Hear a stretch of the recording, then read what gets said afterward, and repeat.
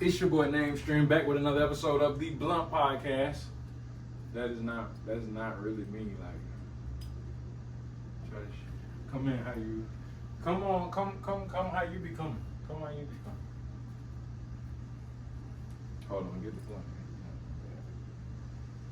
All right. Take two.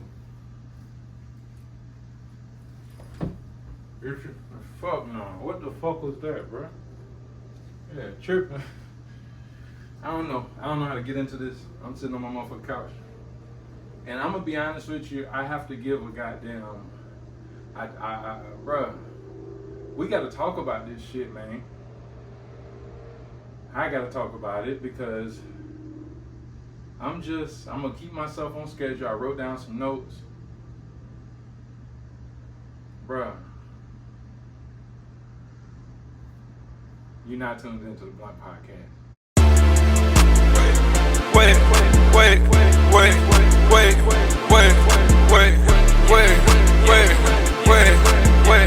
hold up, where you going?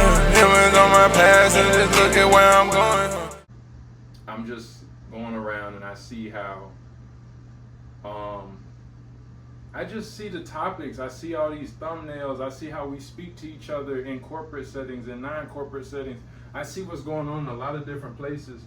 And like, it's frustrating me as an individual and as a person who loves community and as a person who loves family. So I'm gonna get into it. This episode is pretty much just talking about the sexes, bro. I gotta give you both. I gotta give it to you in a very doctoral or like a very educated manner as well.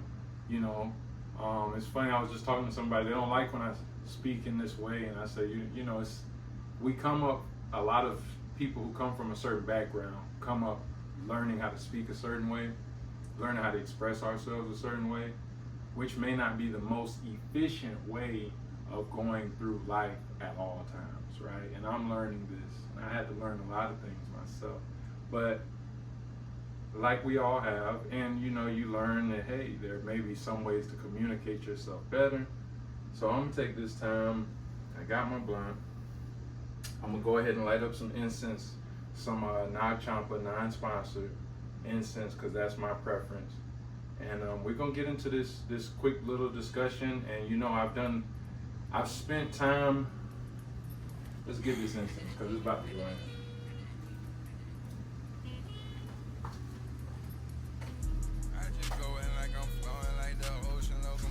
I got some non-champa incense. I'm not sponsored, but I always have liked this incense. I don't have any fancy recording studio. I don't have all the equipment on her. But we don't need all that to get a message across, do we, people? We don't need all that to talk to people that's fucking with us, you know? Like-minded individuals. I know this is all a reflection. You know, this is truly, we're just talking to ourselves, experiencing a different part of life that we haven't yet to experience. And if we can communicate through that difference, I'm sure there will be a lot of fruit in that. You know? Probably shouldn't do that with them. You know? So,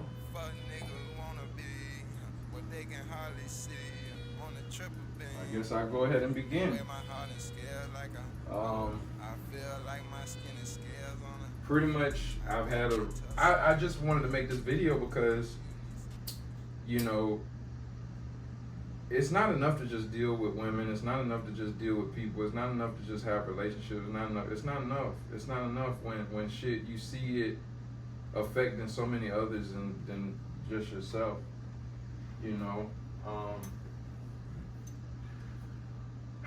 A little bit about me, I'm gonna make it quick. You know, this story is just kind of like understanding people, and really my goal is, it's not a story. This episode, my goal is to provide clarity to trends in modern popular culture, specifically relations between men and women. I'm no fucking, you know, I think of this and I'm like, Jared, who the fuck are you? You a doctor sitting there saying that you provide clarity?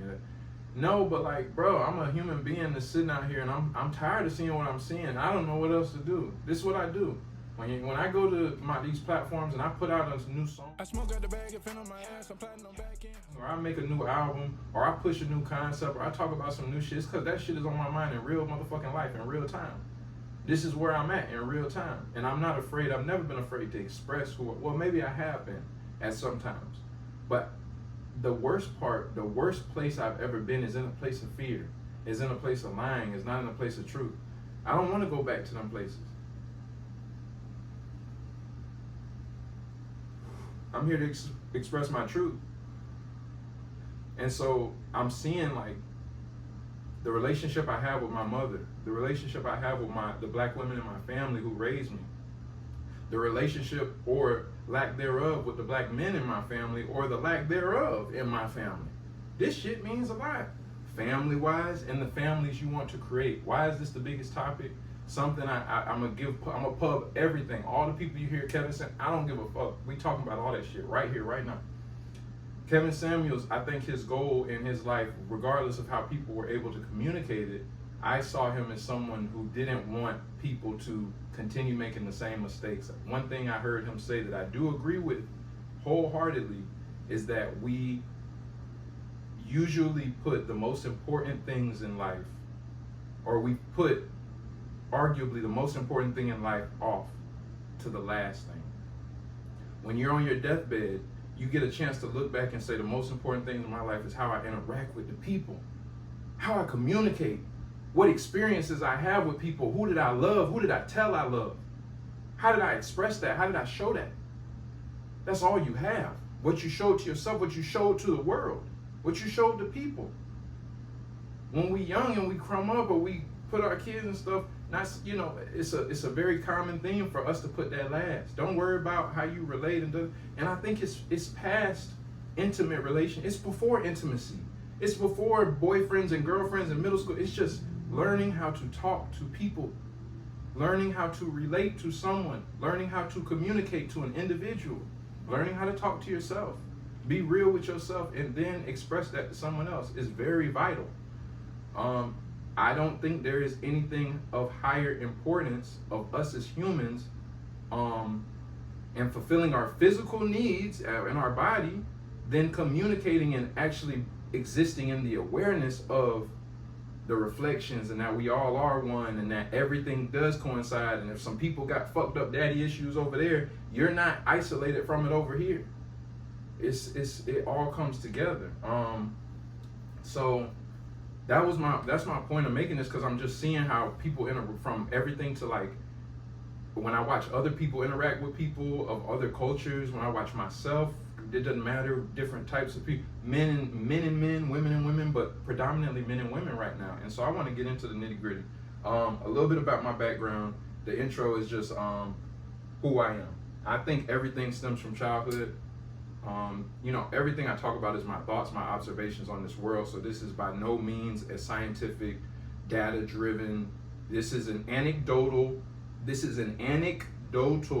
observation of, and you can take with it what you want. I suggest everybody take most things with a grain of salt and think for yourself. I heard somebody say, don't think like me.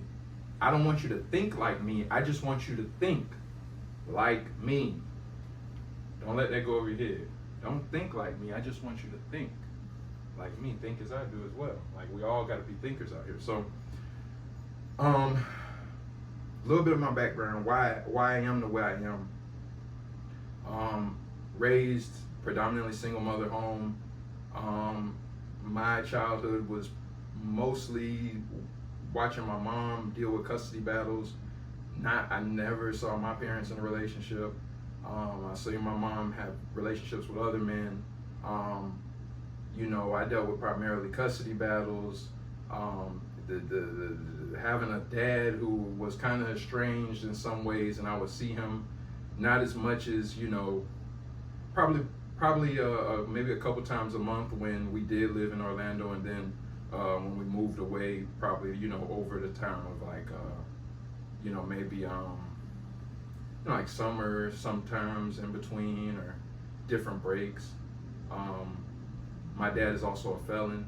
He was incarcerated prior to my birth. He met my mom on work release.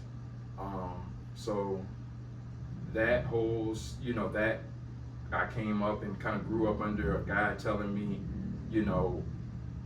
this is what you should stay away from. So as a young kid, I really wasn't talking as much about childhood, I really wasn't talking as much about like playful things like toys and stuff like that with my dad from a very early age. My dad let me know how real the world was, how deep it is, and just the reality of a lot of things that have happened to him and have shaped him. And just a lot of different experiences growing up in a certain household and around certain environments, and so that shaped my story, right? So my story is this kid who got good grades and went to school on the other side of the tracks, and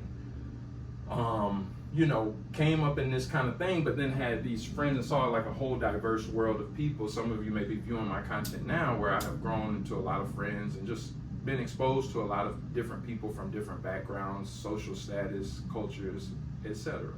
Right? And so all of that really shapes who you're looking at with, obviously more detail, but it also shapes my identity, right? And my ego. And from that, I kind of just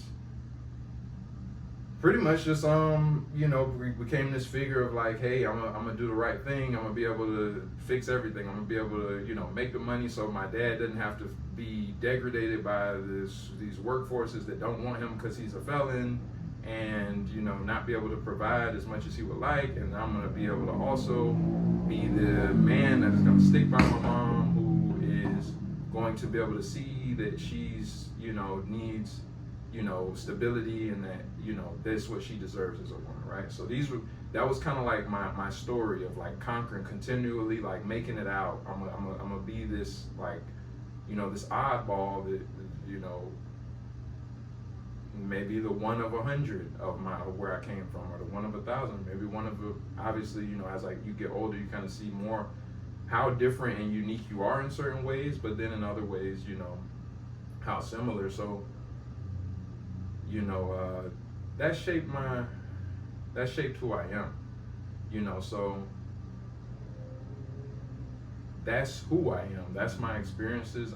It's kind of like, I think everybody has a life story. Everybody kind of has, I think it's interesting. We should all ask ourselves. I heard a question from a podcast I was listening to, and they say you should ask people what character they believe they are. If they could pick a movie or a story or any,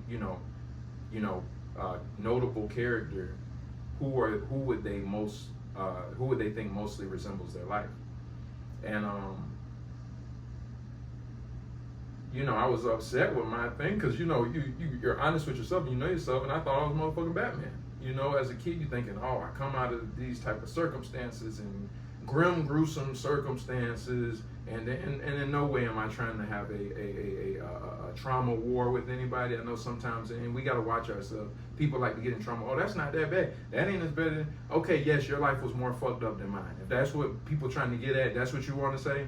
Okay, you had it more fucked up. What the fuck are we trying to prove at this motherfucker at this point? So, but I did internalize things that I went through as like, okay, I kind of. But I went through a whole bunch of shit, but it's my goal to save, every boy and girl, so they don't have to, and, more you go through that, you kind of see like this, it's a lot of, in my quest, maybe narcissism, and just like, a lot of this shit is for me. I had a family recently, and going through separations at different times, and me having childhood trauma of separation, and not, and trying to only keep that. So my story was, again, I'm gonna be that guy to do this and that and this and that and this and that. So it shows in my actions today. It shapes my relationships, how I relate to people. Okay, this motherfucker is pouring his heart out every other month on this motherfucker, or he's doing da da da da da. Why is he doing that?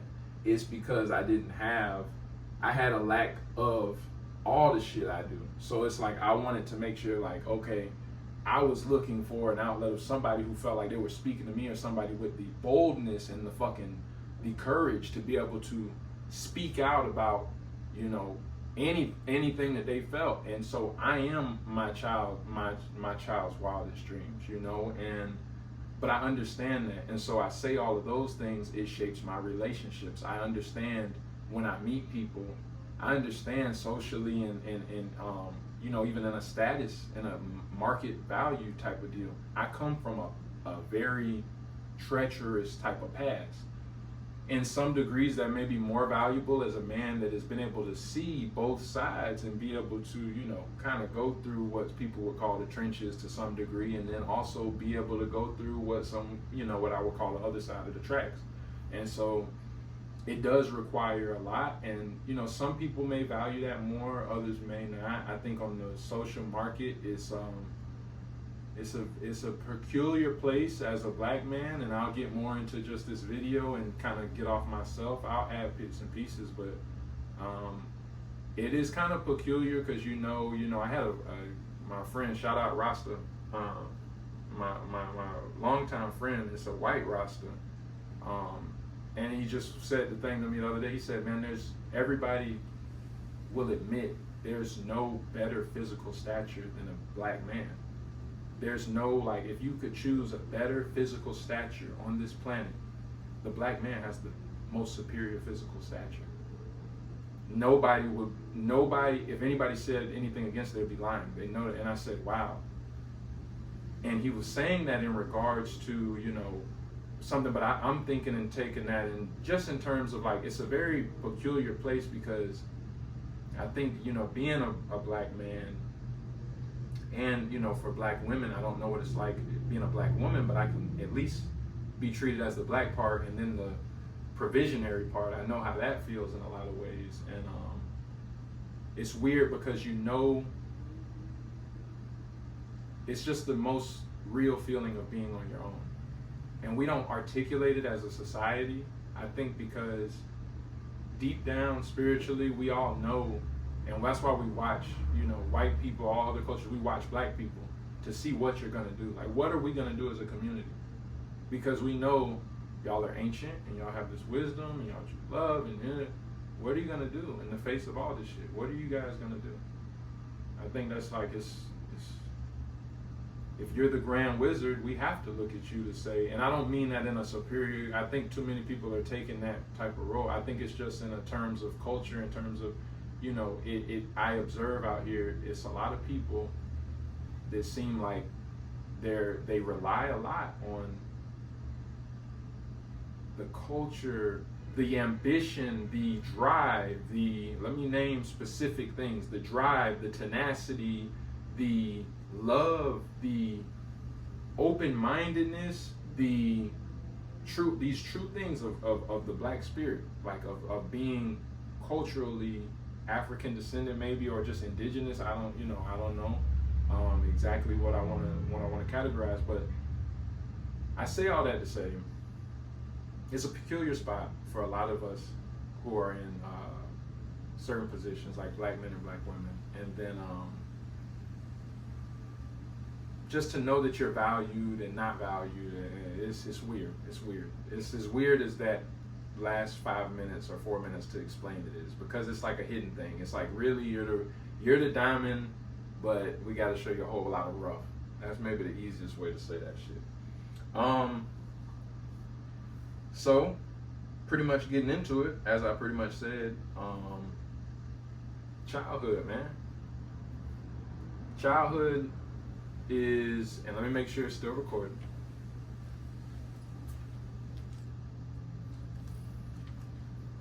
All right, let's get right into it. Childhood is where everything stems from. We all know this.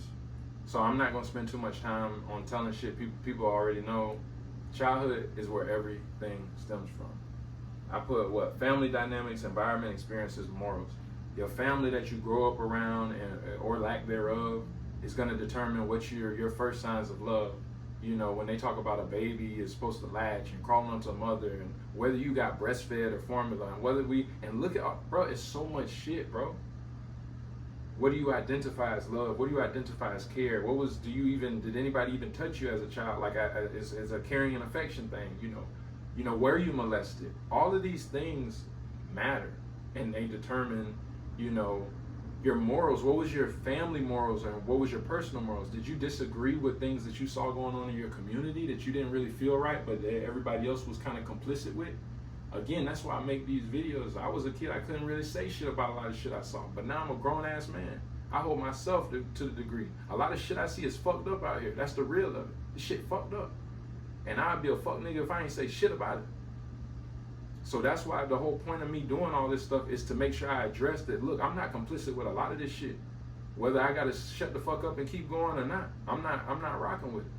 I'm not rocking with the way families is going on, because my childhood already, I've already seen this story, bro. I've already seen, I'm this guy now that, you know, it's like I smoke, it's so many things that you look at that you're like, okay, you know, could you do, it's not saying that you can't get out of where you come from, but why would we make it so much harder and so many more barriers to get there? What we're doing as a people, damn near, is we're saying, look, with a mother and a father and this family dynamic, it's like you got a 1 in 10 shot of being successful. But we know if you can make it out of a single mother only and you successful, hey, it's 1 in 1,000, but your ass gonna be, it's like, yeah, but we went from 1 in 10 to 1. Anyway, I'm going off all this shit in childhood. So let me go to the next one. You guys get that. I think most people have kind of drilled that in. If you're not familiar with that, look at psychology. Look at Erickson's stages of development.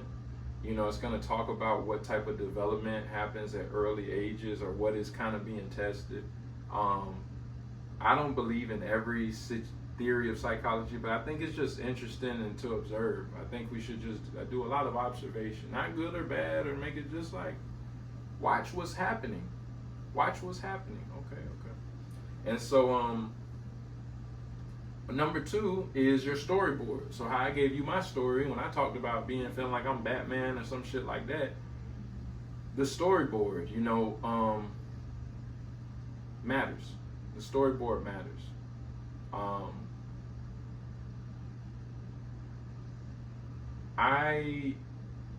I'm thinking of, if I'm gonna put this thing, I have a diagram I wrote down, but your storyboard, your identity, who you are, that's all shaped when you're a kid, but you have to actually live it out when you become an adult. When you become a teenager is when you start testing the waters. Well, I'm this badass motherfucker in my head, or I'm this bad bitch in my head, or I'm whoever the fuck I am. So now you gotta act like one. Well, what is a bad? Well, a bad bitch. Well, if a nigga cheat on me, a bad bitch don't take that shit. Fuck that nigga. Well, what the fuck? I'm that nigga. That nigga gotta have multiple hoes. I can't just be satisfied with this one. You know, I'm that nigga. It's so many different things that affect who we are. Again, for example, me, and I'm being real about this, and I don't want to kind of go into my third point yet, but my storyboard shapes my ego. My storyboard shapes what I do. It shapes everything. And so I've learned I do a lot of things very unorthodox. Look at me. I know me talking to this screen is unorthodox. I've talked to people about how I talk about this. I talk to people about how I check on people. I talk to people about how I communicate with the world. They're like, bro, that shit is different. That shit is just weird sometimes. Not in a bad way. It's just like people, they don't even say it's weird bad. They're like, bro, this shit just different. Like, a nigga not sitting here telling you this shit like this. A nigga gonna make it a nice production. And no, this is my house. This is my living room. This is my comfortable vibe. I'm gonna put this shit on because I'm keep thinking about this shit. I done talked to a few people about this shit throughout the week. And I'm like, okay, I need to make some content about it because I can't, it's not fulfilled. So this is me getting it all about. I gotta get it all about. And so, you know, you got your ego, you got your personality cohesion, which is what I meant when I was saying, like, you have to make it match who you think you are. You start making your likes and dislikes formed off of, you know, if you were somebody who, you know, you were traumatized because you felt like you were too, when you were a child, you felt like your emotions were played on too much. So now you feel like, okay, I hate when somebody does this. You know, for me, I didn't like waiting. I waited so much as a child. As a child, I was waiting. I was so wide-eyed, and, you know, and then, you know, the things that maybe I was told or, you know, weren't necessarily materialized. And part of me now is like, shit, I don't want to wait on nobody. I want to get it on my own. And but then there's another part of me that's like, has to accept, like, that's who I am. That's who I am. I expect the best out of people. I am willfully naive at times. And maybe willfully naive isn't the best word, but just I give people the benefit of the doubt a lot. Even getting back into that, like even with my situation, I had a single mother. I had certain experiences with my mom that, bro, people wouldn't even, it's so. At this point in time, I have to be real with myself. Like, yeah, I'm not a regular guy when it comes to relating to women. I'm not a regular guy when it comes to relating to just my relationships in general.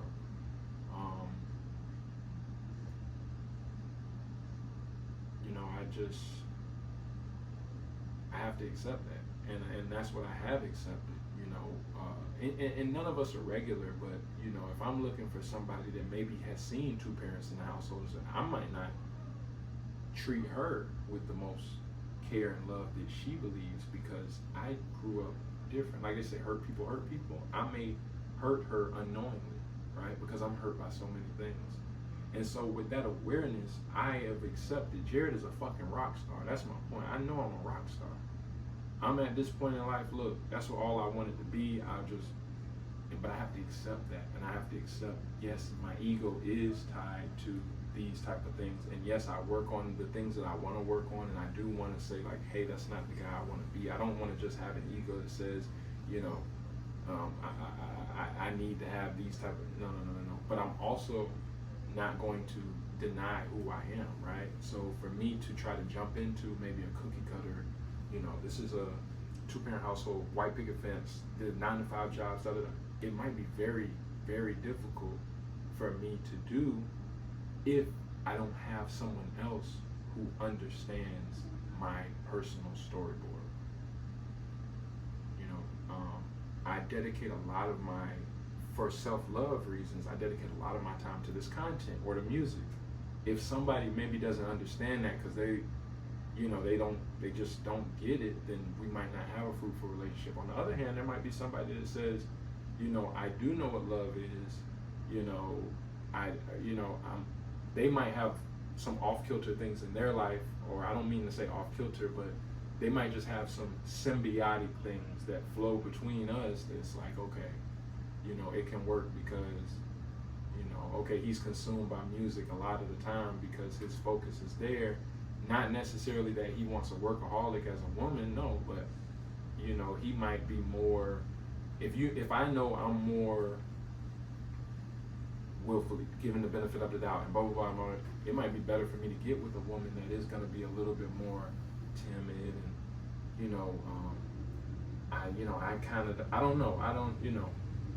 I'm not in a place, what I do know is all of what I've gone through shapes how I talk to people now. That's what I know. This is good because I give you how this pertains to the general and then my personal experience, which is what I wanted to do. And then just finishing it out, it goes to reality. So it goes to like your market value. So like what kind of skills you actually possess, just what the market considers the skills. And then, your status and relationship. So this is really the nitty gritty part that I wanted to talk about. This is the nitty gritty part. Because we're talking more about, social status and all that stuff. And I think your partner and all that stuff, that's how you're going to find it based on that storyboard and shit. That part two that I said. You're going to find it because, and the only reason I'm observing this to say, yeah, you can go and your successes are only your results. It doesn't show what your driving motivators are. So if somebody gets with me and they see, oh my God, like let's say I'm touring, or I'm doing content, or I'm doing whatever, my security or whatever I'm doing, and I'm doing it to a level that they're like, oh my God, this guy is this guy is so focused on this in this way or whatever. The reality of it might be, I done lost my freaking point. Oh my God. Going back, sorry. The reality of it might be that you don't really know the guy that you're with, because the guy, like Jared, the same name stream you see here is the same one that, didn't have, the same one you see on these videos 2 years ago or a year ago, who was in a place where he didn't know how he was gonna make his next dollar. Who was in a place where he was just frustrated with the job market and talked about it and was like, hey, I need a new job and I'm frustrated because I don't have a college degree. That's the same Jared. The same Jared who expresses this is the same one who's chilled out and not saying anything on the couch with a blunt or in a lounge or on the beach and just relaxing at peace. It's the same guy. So I think we have to know more about what shapes people, what motivates people, what moves people to know them, right? Versus like, oh, okay, what is your job, and what is your career status, and because once we get to that part and the reality of this shit, it's already set in. Who we are is already built. Who we are is already built, to be honest with you. I think we get lost in all this money talk and all that, because that stuff moves. It moves around for everybody. It doesn't matter how much money you got or how little money you got. It moves for everybody. So it's like when you're only looking at that, then that means that's a very easy thing for me to tear your whole Eiffel Tower down with. If you can find other qualities in people, that are more aligned and symbiotic and more of a reflection to what you're trying to, to build, I think that's a little bit more logical.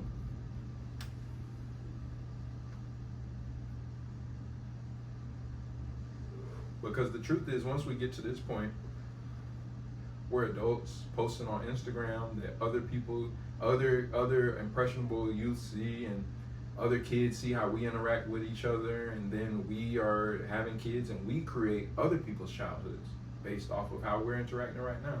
That's why I put this shit, that's what it was all full circle for me, because I'm like, we're literally shaping other people's childhoods right now. Like, all we're doing is just passing the baton. And unless I make this video and talk about it and say, look, I'm not complicit with the nature of us both talking down about each other.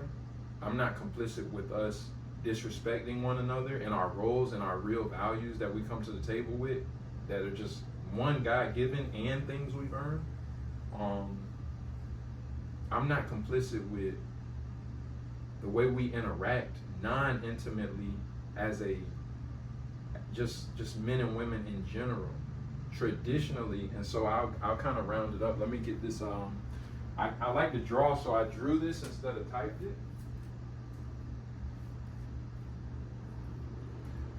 I drew this instead of typed it. So we're gonna see. Can I show the camera? Let's see.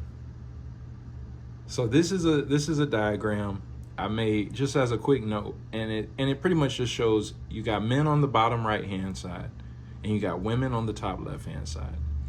And the thing, men, and you got family in the middle. Family is the magnet for everyone. So you got men who want comfort from a family. That's what they get. That's the plus for the man. He gets the comfort, or he's looking for comfort, his lineage, and just things that things we think of as settling down. For the women, again, from my observation, it's she's getting from the family stability. She's getting a stable lifestyle. She's getting a place for her kids and things like that, because she wants to bring children into this world. She wants to do all these things, but she wants that stability as well to do it, right? Traditionally, I think, or more times than not, I think women don't necessarily look for comfort as much in relationships. They find comfort, I think, more with girlfriends and their family and stuff. They look more for stability, and then vice versa. I don't think men look for stability overall in their relationships. I think they find that more so in themselves and their career I think it's just the comfort aspect and the loneliness that men are dealing with. And so then I put mothers and I put fathers, right? Mothers is in the bottom left-hand corner, and then fathers is in the top right-hand corner. And so mothers in the bottom left-hand corner, I believe they teach, stability to their daughters and eventually women in total. And then mothers teach comfort or give comfort to their sons and teach that to men. And then contrarily, I think fathers teach comfort to their daughters, and then they teach stability to men. And I think that this whole chart just shows a balance of comfort and stability. I think if we were to block off one side of this chart and you only have the bottom half, you have what we have a lot of today, which is the mothers teaching a lot of stability to the women, right? So more educated class of women, more entrepreneurial spirit is being pushed right now, especially from your single mother households. And then they're comforting a lot of men. And in your single mother households, we're traditionally producing a lot of men who don't really have as much, it's what it seems like, ambition, don't really have as much drive, and are used to being comforted and not as well performing in uncomfortable situations. If I was to reverse it, you have the fathers. If it was just a predominantly father-driven household, it seems like it would be more comfort for the women and then more stability for the men. I think there was a time that existed that fathers and men in general were very organized and had a lot of structure and stability, and then comforted traditionally the women. And I think that those times were what we study as more war-driven times, where the men have a very strong, and this is all a theory, but the men have a very strong sense of, and then this is only a father-ran household, but the men have a strong sense of duty and the women really don't. And so what happens is I think the men end up fighting over not holding women accountable to any degree. So I think there's a very crucial balance of this that I was writing and thinking about earlier, that we have to learn as, mothers and fathers and men and women, not just intimately, but as a society, to be able to find a perfect symbiosis of balance of stability and comfort, and being able to say, hey, hey, my wife or my significant other is maybe, not able to comfort me as best as I would like to right now, but, is not able to, or I'm sorry, if you're a man, you would probably be saying, hey, my family, I'm not really receiving as much comfort from my family at the moment, but I know that I am providing stability, and vice versa. I may not be, or I may be providing stability and, getting comfort, and then vice versa for the woman, at times balancing stability and comfort. So I say all that. I think it's just a balancing act of just being able to understand when you're in a relationship that both parts are prioritized. They need to be balanced on both people's behalf.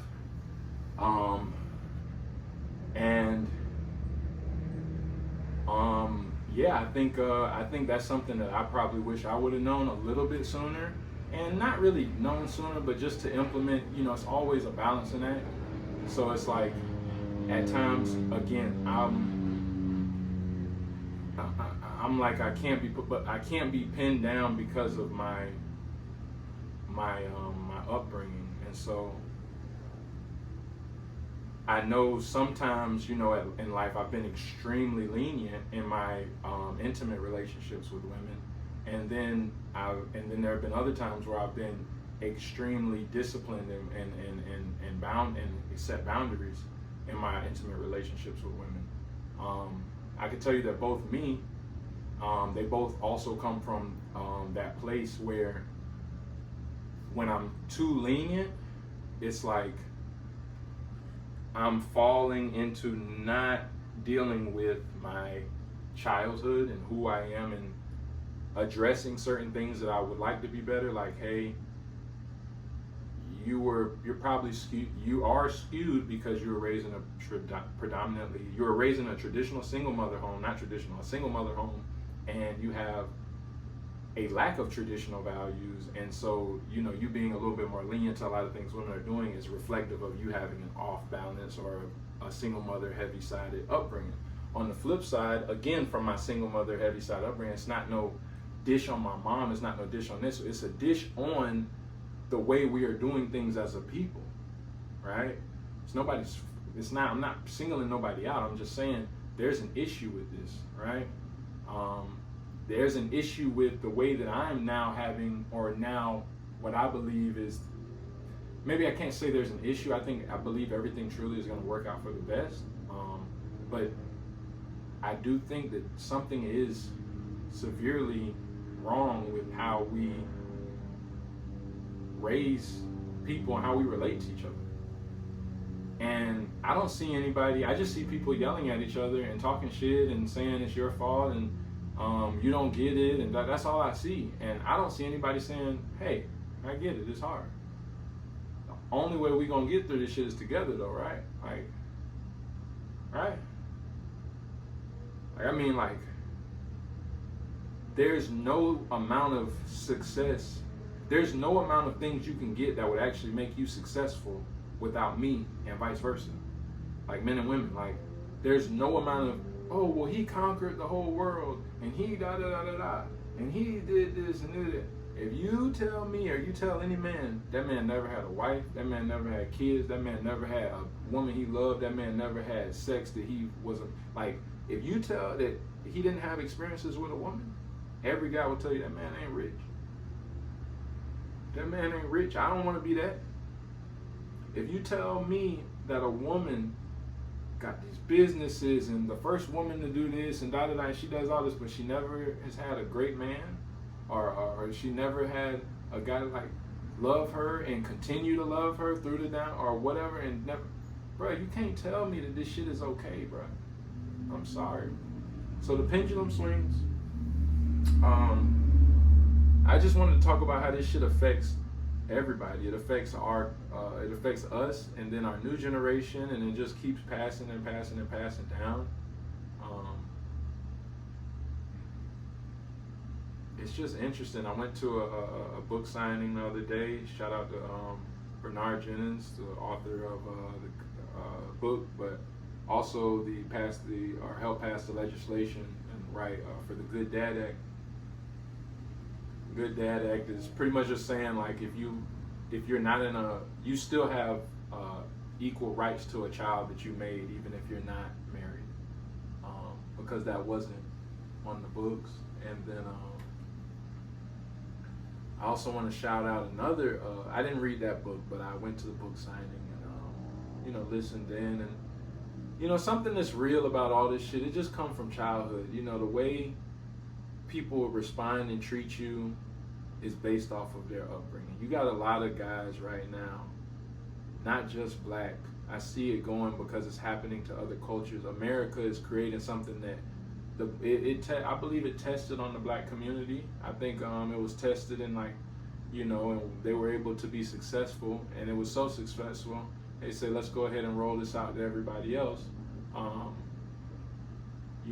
The single mother shit, and I think it's a lot of white and just other ethnic backgrounds of people who just grew up in single mother households or estranged households, divorced households, all this type of stuff, and it just what it's producing is producing people that are more results driven because of that hurt child that was never seen. I think it's just producing a lot of people that are more because if you're gonna be successful and you're good, I don't ever talk about how I do quantum physics. I mean, I may talk about it, and some people who know me may be like, Jared, we know you did chemistry. We know, people who really know me. But if you don't know me and you was just watching this shit, you wouldn't know about my background and shit. None of that. We live in a day and age where people introduce themselves by their accreditations because that's where they feel the worth is. When I go into a room, I think the worth of the lady serving me soup is the same as the executive walking with 7 bodyguards. I don't know. It's I just have to say something about it. I have genuine love for people. I think we just have to relate better, because if that doesn't happen, we just doomed, bro. Learn to fucking relate, bro. And we have to teach this to our kids, because I don't want to say we're not, because I can't say that, because I think, people make good strides. I do my best to teach my child as much, but it's certain things, they pick up on the subconscious habits, right? They pick up on, your attitude, do mommy and daddy even like each other? Imagine, I remember thinking when I was a kid, like, you in the back of your mind, you'll never think of it fully, but it's like, if your parents are disagreeing and going back and forth and stuff, it's like, as a kid, you almost like, you can't get this shit together just for me.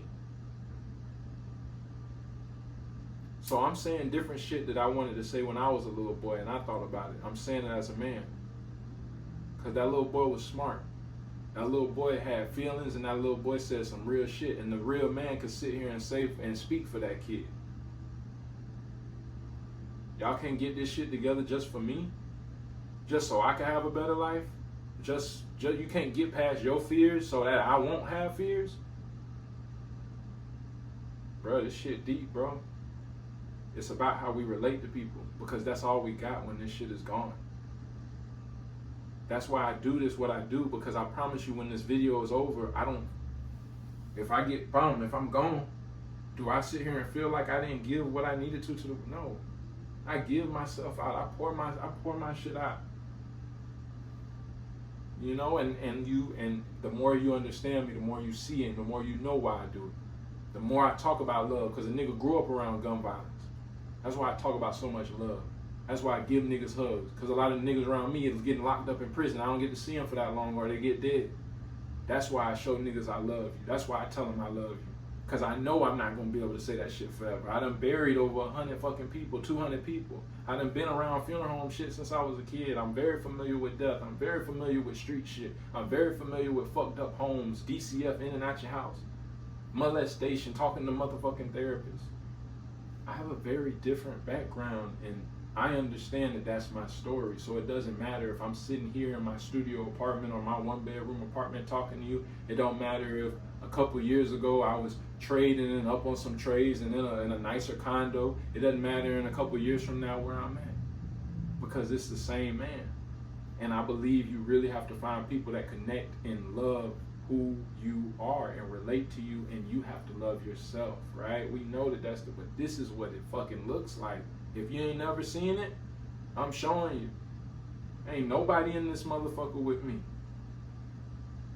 But I'm sure when I watch this shit back and everybody get a chance to look at it, it's gonna feel like, wow, this had an audience. Wow, this man deserves a platform. It's because I told myself some shit I didn't believe, and I told myself the fucking truth. This is who I am. This is where I'm from. And I'm okay with it. And I love who I am. And I love people, and I love the world. And I'm happy I'm here, a part to just experience and express life. I think a lot of people, my goal was to provide clarity. My clarity is, I think a lot of people are just doing what they want to do. And I think a lot of people are trying their best to do the best thing. And I think a lot of people are not trying their best. And there's all of it. It's all a reflection. So that's the truth. So what we seeing a lot in popular culture, what we seeing around today, what's going on in the world, it's a reflection of you. If you want more peace and more tranquility, what is peace to you? Are you doing in your control? If you think peace is running yourself a bath, why the fuck you ain't running yourself a bath? If you think, you know what I'm saying? If you think peace is waking up and, oh, I get to wake up and go jog to the beach and get a smoothie, then why the fuck you not doing that? That's in your control. And then maybe God will show you the shit that you want to see after that, after you do the shit that's in your ability, right? So my issue is not being more accepting, and I'm being honest about this, and I always have. This has been my same issue, is trying to fit in more across the tracks, trying to make this shit cookie cutter, trying to button this shit the fuck up. But can you blame a nigga?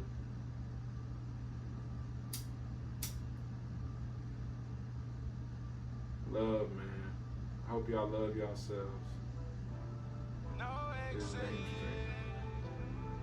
Forever mainstream.